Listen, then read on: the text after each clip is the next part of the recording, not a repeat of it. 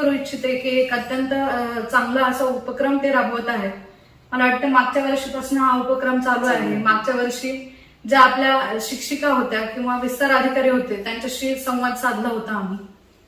तर यावर्षी एक अत्यंत नाविन्यपूर्ण असा उपक्रम की संवाद नवदुर्गांशी, म्हणजे ज्या काही महिला अधिकारी आहेत त्यांच्या माध्यमातून आपण हे विद्यार्थ्यांपर्यंत पोहोचवतोय. ती नक्कीच एक कौतुकास्पद बाब आहे.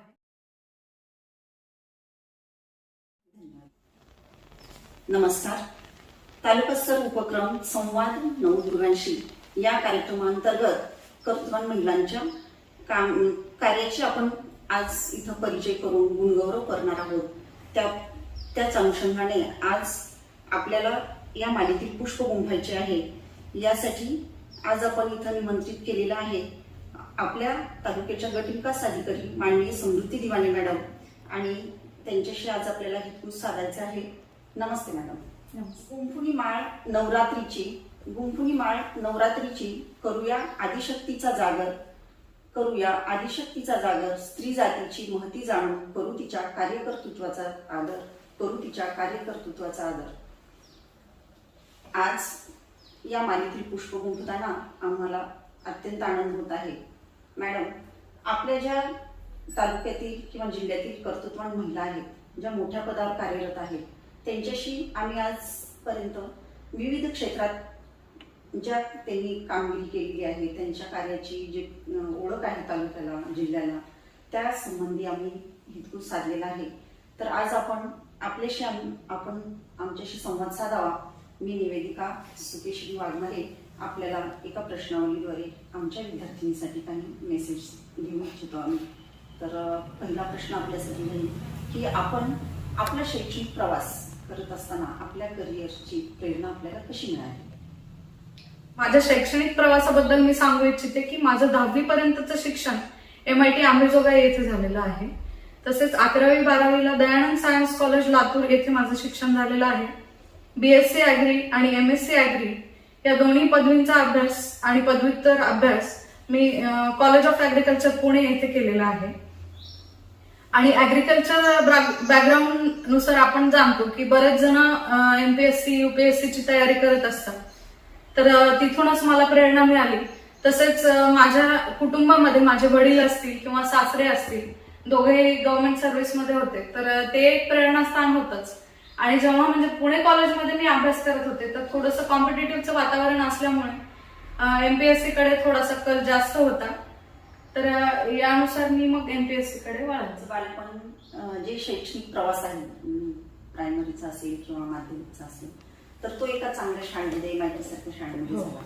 मग त्या शाळेमध्ये असं ग्रामीण भागातील विद्यार्थी असतील किंवा शहरी भागातील असतील, तर अशा मित्रमैत्रिणींमध्ये छान बालकांमध्ये आपला वेळ गेलेला आहे.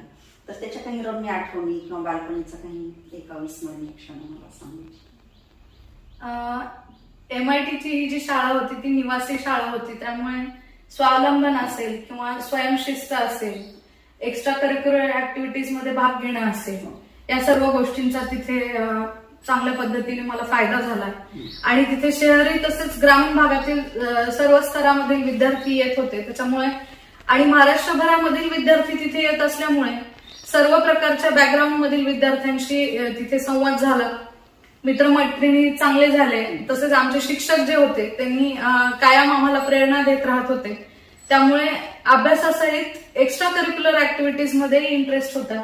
त्याच्यामध्ये गेम्स असतील किंवा गाणं म्हणणं असेल, गायन असेल, अभिनय असेल किंवा विविध वादविवादाच्या स्पर्धा असतील, या सर्व हे सगळं बॅकग्राऊंड मला शाळेमध्ये मिळालेलं आहे. म्हणजे आपली जडणघडण ही 4 भिंतीमध्ये न होता आपले रम्य अशा शालेय परिसरामध्ये आपल्याला जे काही आपल्या सुप्त गुणांना वाव मिळतो तो शालेय जीवनामध्येच आपल्या ह्या ऍक्टिव्हिटी सगळ्या घडून आलेल्या असतात. आणि जिथं आपल्या करिअरची एक पायरी आपण चढलेली असते. नक्कीच मॅडम, आपण लहानपणापासून धाडसीपणाने त्यामध्ये हिरेरीने भाग घेत आहात. आणि त्यामुळेच आज आपण तालुक्याच्या गट विकास अधिकारी म्हणून एक चांगलं काम करत असताना आम्ही पाहत आहोत. आपल्याला त्याचबरोबर आपण आपला आवडता एखादा छंद आणि आपण तो आतापर्यंत कसा जोपासत आलात याविषयी मला थोडंसं सांगा. मला वाचनाबद्दल आवड आहे. त्यामध्ये न्यूजपेपरचं वाचन असेल किंवा मासिक असतील किंवा विविध कथा कादंबऱ्या असतील किंवा मोटिवेशनल जे बुक्स आहेत त्याबद्दल मला विशेष रुची आहे. तसेच मला नैसर्गिक फोटोग्राफी खूप जास्त आवडते. तर मग म्हणजे जेव्हा केव्हा व्हिजिट्सला जाते किंवा शाळांमध्ये जाणं असेल, अंगणवाड्यांना व्हिजिट्स असतील किंवा गावामध्ये कुठेही व्हिजिट जेव्हा करते मी, जसं जसा वेळ मिळेल तसं तसं मी माझा छंद जोपासते असं. छान मॅडम. वाचन हा सर्वश्रुत आणि सर्वांना आवडणारा छंद आहे. वाचन आहे तरच आपण वाचाल तर वाचाल हा मेसेज आम्ही मुलांना देत असतो. आणि वाचन संस्कृती जपत आपण आज आम्ही आमच्या शाळेमध्ये पण खूप उपक्रम राबवतो. तर ह्या वाचनासाठी आम्ही पण आपल्याकडून आणखी प्रेरणा आमच्या मुलांना देऊ. आणखीन एक मला ऍड करावं असं वाटतं की आताच्या जगामध्ये आपण बघतोय की मोबाईलचा खूप जास्त वापर करतायत विद्यार्थी. तर पालकांना माझं विशेष विनंती राहील की सर्वांनी मोबाईलचा कमीत कमी वापर करावा आणि लहानपणापासूनच छोट्या छोट्या बालगीतं असतील किंवा लहान मुलांसाठी ज्या छान छान गोष्टींची वगैरे जे पुस्तकं असतात. तर अनेक शाळांमध्ये मी जेव्हा व्हिजिट्स केल्या त्यावेळेस अनेक शाळांमध्ये वाचनालयाचा एक स्तुत्य असा उपक्रम राबवला गेला आहे आपल्या तालुक्यामध्ये. ती नक्कीच एक कौतुकास्पद बाब आहे.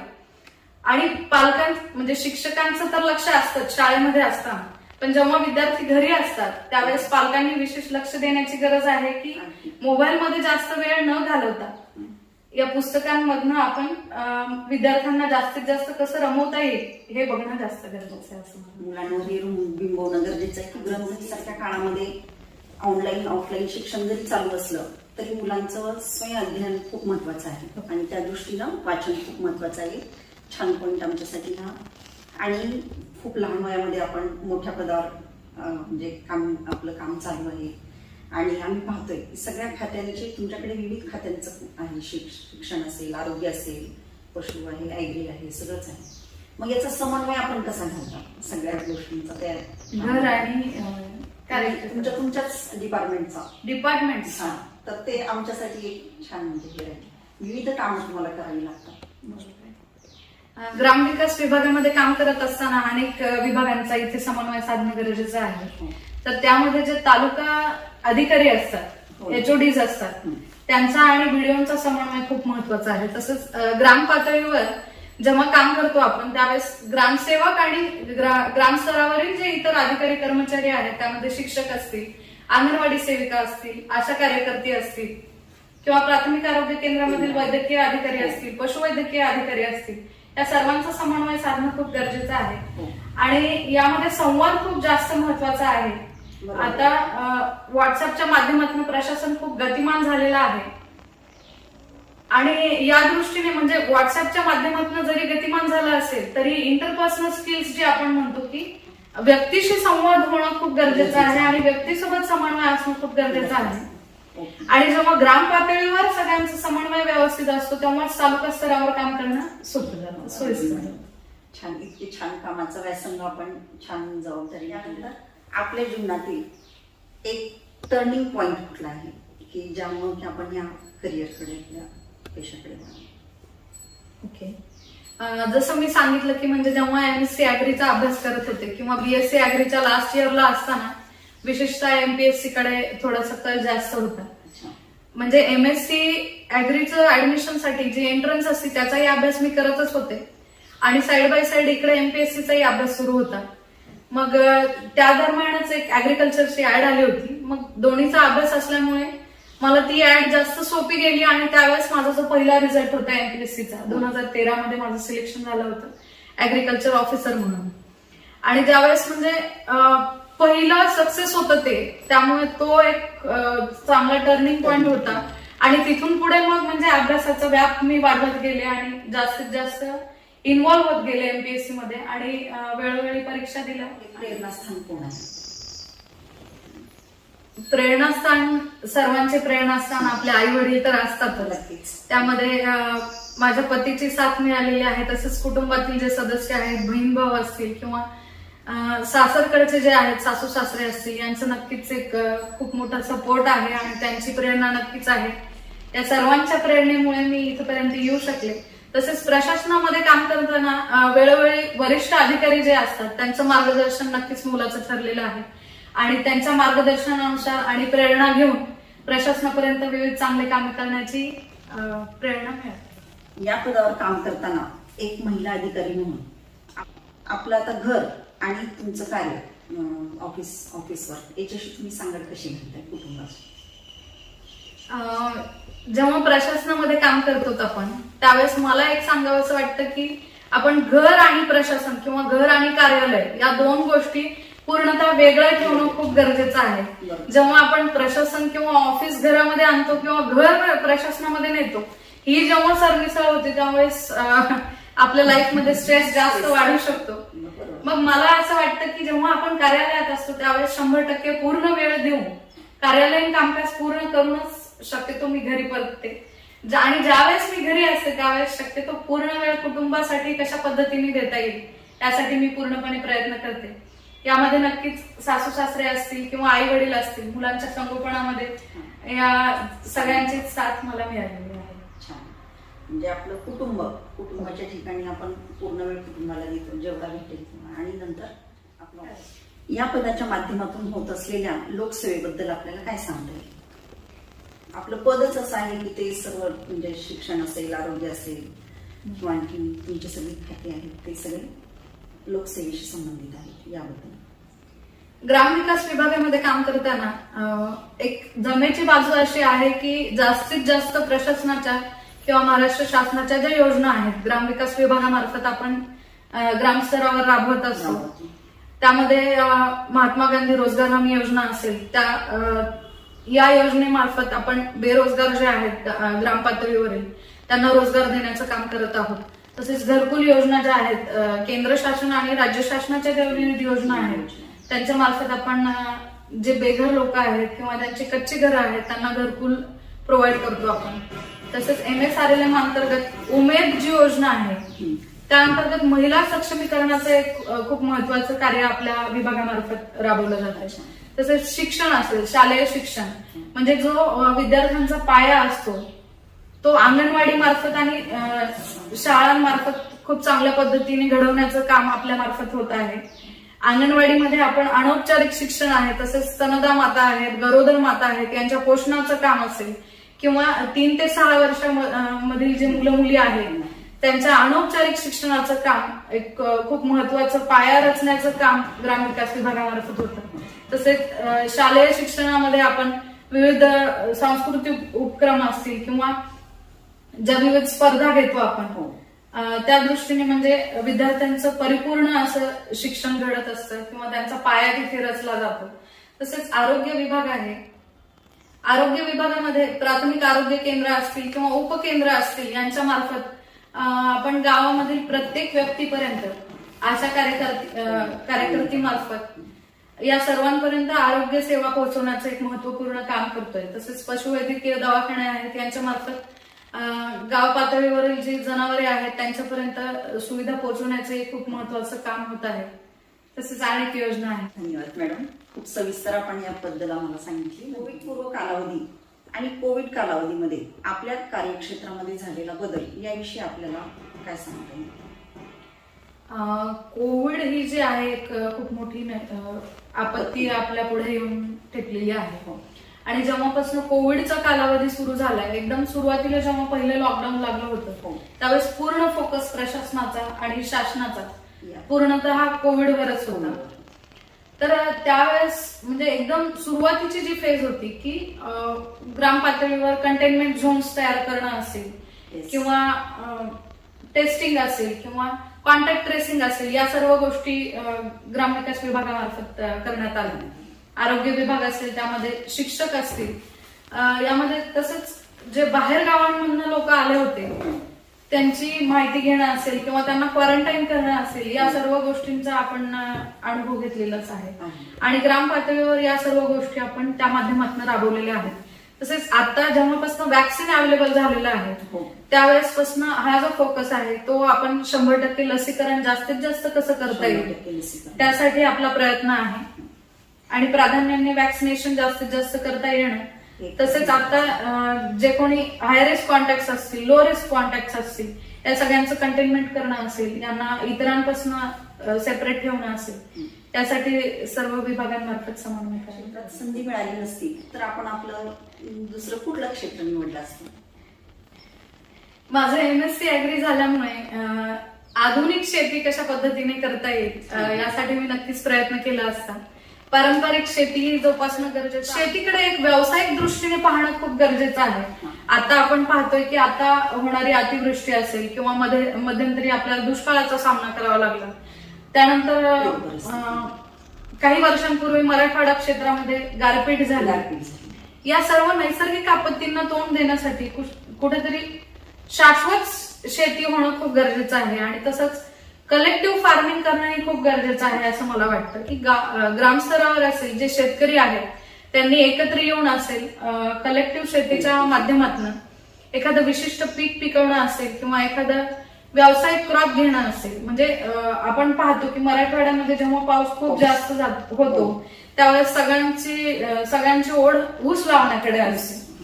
तर आपण हेही जाणतो की ऊसाला पाणी खूप जास्त लागतं आणि जमिनीची धूप खूप जास्त प्रमाणात होते. तर मला वाटतं की ऊसाला एक पर्यायी पीक किंवा पर्यायी व्यावसायिक पीक देणं खूप गरजेचं आहे. त्यामध्ये फुलशेती असेल किंवा कोरडवाहू क्षेत्रामध्ये सीताफळासारखं फळ पीक असेल, डाळिंब असेल, या सर्व आपण पिकांच्या माध्यमातून कुठेतरी पारंपरिक शेतीला एक पर्याय देणं खूप गरजेचं आहे. आणि पारंपरिक आणि व्यावसायिक शेतीची सांगड घालून विविध सोशल मीडियाच्या माध्यमातून मार्केटिंग करणं खूप गरजेचं आहे असं मला वाटतं. मराठवाड्यामध्ये आता सध्या आपण अतिवृष्टीची परिस्थिती जाणवतोय किंवा अनुभवतोय. या बाबतीत मला एक असं सांगावंसं वाटतं की मृदा आणि जलसंधारणाची कामं होणं खूप गरजेचं आहे. कारण या वर्षांपूर्वी म्हणजे जेव्हापासून अतिवृष्टी होती त्यापूर्वी आपण एक दुष्काळाचा खूप मोठा काळ अनुभवलेला आहे. तर मला असं वाटतं की पाणी अडवा आणि पाणी जिरवा हे तत्व सध्या ग्रामस्तरावर रुजवणं खूप गरजेचं आहे. जिथे जिथे अतिवृष्टी झालेली आहे तिथे लघु पाटबंधारे असतील किंवा जलसंधारण असेल या विभागांमार्फत भरीव कामकाज होणं खूप गरजेचं आहे. हे जे आता अतिवृष्टीचं पाणी आहे ते आपण अडवणं आणि जमिनीमध्ये जिरवणं खूप जास्त गरजेचं आहे. आणि शेतकऱ्यांनी यापुढची जी पीक पद्धती आहे यानुसार थोडेसे बदल करणंही गरजेचं आहे असं मला वाटतं. त्यामध्ये लवकर येणाऱ्या ज्या प्रजाती असतील सोयाबीनच्या वगैरे त्यांची पेरणी करणं आणि लवकर काढणी करणं याही गोष्टी खूप गरजेच्या आहेत. कारण आपण मागच्या वर्षी अनुभवलं आहे की ऐन काढणीच्या वेळेस अतिवृष्टी झाली होती. तरी मागच्या वेळेस परिस्थिती बरीच चांगली होती की अनेक जणांनी सोयाबीनची काढणी केली होती आणि विक्रीही झाली होती. विशेषतः सोयाबीन बद्दल बोलतेय कारण हे आपलं मुख्य पीक झाल्यासारखं झालंय मराठवाड्यामध्ये. तर या सर्व गोष्टींचा अनुभव घेऊन शेतकऱ्यांनी पीक पद्धतीमध्ये बदल करणंही गरजेचं आहे. नक्कीच मॅडम, बदलत्या काळानुसार पीक पद्धती बदलणं हे शेतकरी बांधवांसाठी गरजेचं आहे. भावी आयुष्यातील प्लॅनिंग बद्दल आपण आपलं काय प्लॅनिंग आहे त्याबद्दल सांगा. प्रशासनामधली ही माझी जस्ट सुरुवात आहे. माझी पहिली पोस्टिंग आहे. आता अनुभव येत आहेत. तर यापुढच्या पोस्टिंगमध्ये किंवा यापुढच्या कार्यकाळामध्ये माझा एक प्राधान्यक्रम असा राहील की शिक्षण क्षेत्र आहे, अंगणवाडी क्षेत्र आहे किंवा आरोग्य क्षेत्र आहे त्यामध्ये जास्तीत जास्त क्वालिटी सर्व्हिसेस कशा पद्धतीने देता येतील किंवा जिल्हा परिषद शाळांमार्फत आपण विद्यार्थ्यांपर्यंत, जसं शहरी भागांमध्ये आपण पाहतो की इंग्लिश मिडियमच्या स्कूल्स आहेत, सीबीएसई पॅटर्नच्या आहेत, तर या लेवलला आपले जिल्हा परिषदचे विद्यार्थी कुठेतरी मॅच होणं खूप गरजेचं आहे. तर मला वाटतं की पाठ्यपुस्तकांच्या बाहेरही जाऊन शिक्षकांनी यामध्ये जास्तीचे प्रयत्न करणं गरजेचं आहे. तसंच आपण पाहतो की इंग्लिश मिडियमच्या माध्यमातून किंवा शहरी भागातील ज्या मराठी माध्यमाच्याही ज्या शाळा असतील त्यांच्यामध्ये सांस्कृतिक कार्यक्रम असतील किंवा गेम्स असतील या सर्व गोष्टींना प्रायोरिटी दिली जाते. तर जिल्हा परिषद शाळांच्या माध्यमातून पण हे होणं खूप गरजेचं आहे. कारण विद्यार्थ्यांचा सर्वांगीण विकास होणं खूप गरजेचं आहे असं मला वाटतं. तसंच आरोग्य क्षेत्रामध्ये जे आहे, आरोग्य ही जी बेसिक नीड आहे ही सर्वांपर्यंत जास्तीत जास्त कशा पद्धतीने पोहोचवता येईल यासाठी मी नक्कीच प्रयत्न करेन. धन्यवाद मॅडम. आपली जी अपेक्षा व्यक्त आपण केली की शाळेच्या बाहेर जाऊन पलीकडे विद्यार्थ्यांना काहीतरी देता यावं, या प्लॅनिंग बद्दल आपले जी काही नवीन संकल्पना असतील त्या संकल्पनेला आम्ही पण नक्कीच साथ देऊ आणि आपल्या संकल्पनेमध्ये हात घालून आपल्या विद्यार्थ्यांसाठी विशेषतः ग्रामीण भागातील विद्यार्थ्यांसाठी आपण सर्वजण प्रयत्न करूयात आणि वेगवेगळे या संवादानिमित्त आपण सर्वांना, आमच्या विद्यार्थ्यांना काय संदेश द्याल? शेतकरी बांधवांना खूप मेसेज गेला, पण आमच्या विद्यार्थ्यांसाठी पण आणखी स्पेशल मेसेज आपल्याकडून. जसं मी यापूर्वी म्हणाले की वाचन संस्कृती आणखी एकदा रुजवणं खूप गरजेचं आहे. हो. कारण लहान वयामध्ये जेव्हा वाचनाची आवड निर्माण होते त्यावेळेस नक्कीच, म्हणजे लहान वयात जी पुस्तकांची गोडी असेल किंवा वाचनाची गोडी असेल, जेव्हा लहान वयात गोडी लागते त्यावेळेस मग नक्कीच आपण तो एक छंद म्हणा किंवा फुल टाइम वाचन म्हणा यासाठी नक्कीच वेळ देणं जास्त आवडू लागतं विद्यार्थ्यांना. त्यामुळे विद्यार्थ्यांमध्ये वाचन संस्कृती परत एकदा रुजवणं खूप गरजेचं आहे. तसेच न्यूजपेपर वाचन खूप गरजेचं आहे. कारण पालकांचा असा दृष्टिकोन असतो की आता सध्या त्यांचं वय नाहीये किंवा ते लहान आहे, आता सध्या म्हणजे न्यूजपेपर वाचन नसेल किंवा याकडे थोडंसं इग्नोर करतात पालक. तर मला असं वाटतं की पालकांनी जरी पालक न्यूज पाहत असतील तरी विद्यार्थी न्यूज मधनं सगळं जास्त ग्रास्प नाही करू शकत. तर न्यूजपेपर वाचन हे खूप महत्वाचं आहे. मला असं वाटतं की शाळांमध्ये आपण महत्वाचे जे हेडलाईन्स असतात, कारण माझ्या शाळेमध्ये जेव्हा आम्ही होतो त्यावेळेस न्यूजपेपर रिडिंगचा एक कॉलम असायचं. त्यावेळेस जेव्हा असेंब्ली असायची, जेव्हा सगळे प्रार्थनेसाठी जमतात त्यावेळेस हा एक महत्वाचा उपक्रम होता तिथे की जी सगळ्यात महत्वाची न्यूज असेल, एक 2-3 ज्या न्यूज असतील त्याचं वाचन केलं जायचं. तर जिल्हा परिषद शाळांमधनं हे होणं आवश्यक आहे असं मला वाटतं. तसंच विद्यार्थ्यांनी शैक्षणिक जीवनासोबतच इतरही गोष्टींकडे लक्ष देणं गरजेचं आहे. आणि पालकांनाही मी असं आवाहन करू इच्छिते की फक्त अभ्यास हे एकच प्राधान्य न ठेवता इतरही जे एक्स्ट्रा करिक्युलर ऍक्टिव्हिटीज असतील, त्याच्यामध्ये गेम्स असतील, गेम्स मधनं आपलं जे शारीरिक जी जडणघडण होती ती चांगल्या पद्धतीने होती. तसंच आपला फोकस मेंटेन होतो, स्टॅमिना मेंटेन होतो, याही गोष्टी गरजेच्या आहेत. तसेच जेव्हा आपण गायन असेल, अभिनय असेल, या सर्व गोष्टींच्या मार्फत विद्यार्थ्यांची सांस्कृतिक जडणघडण असेल किंवा त्यांच्यामध्ये स्टेज डेअरिंग जी येते किंवा कॉन्फिडन्स जो येतो तो खूप महत्वाचा आहे. तर पालकांनी याही कलागुणांना वाव देणं खूप गरजेचं आहे असं मला वाटतं. आणि विद्यार्थ्यांनी संघभावना जोपासणं खूप गरजेचं आहे असं मला वाटतं की आताच्या युगामध्ये आपण पाहतोय की मी जसं म्हणले यापूर्वी की मोबाईलचा अतिवापर झाल्यामुळे एकटे राहण्याची सवय खूप जास्त वाढत चालली आहे. म्हणजे बाहेर जाऊन खेळणं असेल, जेव्हा आम्ही लहान होतो त्यावेळेस मित्रमैत्रिणींसोबत बाहेर जाऊन खेळणं असेल, म्हणजे आउटडोअर गेम्सला जास्त महत्व होतं. आता ते कमी होत चाललंय किंवा लोप पावत चाललंय, असं म्हणजे सुरुवात झाली असं म्हणायला हरकत नाही. तर आउटडोअर गेम्स खेळणं खूप गरजेचं आहे असं मला वाटतं. खूप छान मॅडम, खूप मेसेज छान दिला. विद्यार्थ्यांची जडणघडण किंवा व्यक्तिमत्व विकासामध्ये केवळ अभ्यास न करता इतर सर्व ऍक्टिव्हिटी त्यांच्यासाठी खूप महत्वाच्या आहेत. आणि यातून विद्यार्थी भावी आयुष्य किंवा त्यांची संघभावना असेल किंवा आणखी इतर जडणघडण आयुष्याची त्यांची अतिशय चांगल्या प्रकारे होते. हे सर्व उपक्रम आमच्या जिल्हा परिषद शाळेमध्ये राबवले जातात. आणखी जेव्हा ही कोविडची परिस्थिती संपेल तेव्हा आम्ही आमच्या शाळेमध्ये सर्व उपक्रम राबवू. मॅडमने आपल्याशी दिलखुलास अगदी मनमोकळ्या गप्पा मारल्या, वेळ दिला त्याबद्दल गट शिक्षण कार्यालय आणि आमच्या टीम तर्फे आपले मी आभार मानते. धन्यवाद.